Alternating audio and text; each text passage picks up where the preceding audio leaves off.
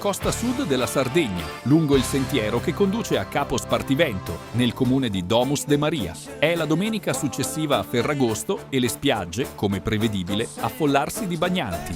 Io, invece, ho scelto un'altra strada, una breve escursione sotto il sole cocente, che in realtà mi affascina e mi accompagna come un vecchio compagno di viaggio.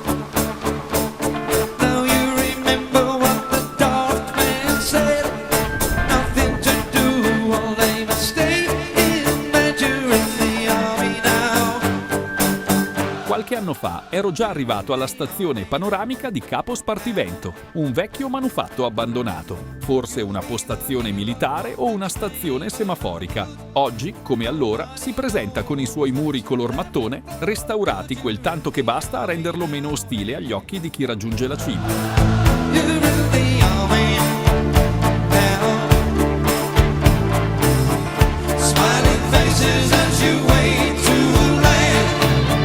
A mezzogiorno, spinto dalla curiosità e dalla nostalgia, ho deciso di rimettermi in cammino per rivederlo. Non si è mai davvero soli, c'è sempre qualcuno altrettanto temerario. I sentieri del resto sono ben tracciati grazie al passaggio costante di appassionati escursionisti.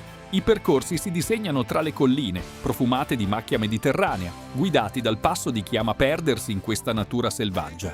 Da una breve ricerca in rete ho scoperto che il sito è identificato con il codice VRW+M.2. Le ultime 2 lettere, in alfanumerico, indicherebbero una postazione con arma, mitragliatrice 2.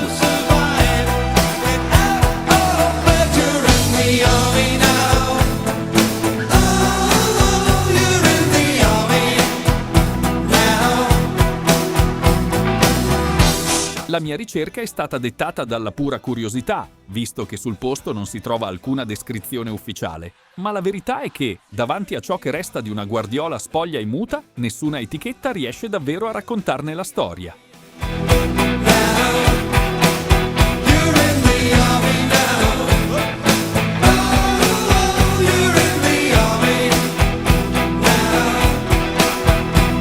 Eppure, basta sollevare lo sguardo per capire. Da questa terrazza naturale lo sguardo abbraccia l'intera costa, da Chia fino a Capo Malfatano.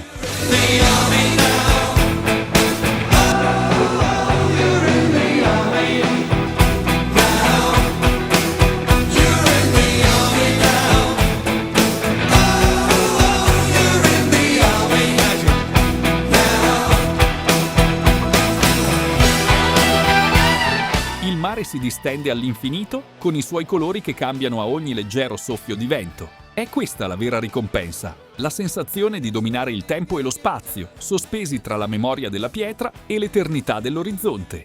Se vuoi ascoltare altre storie come questa, seguimi e lascia un like.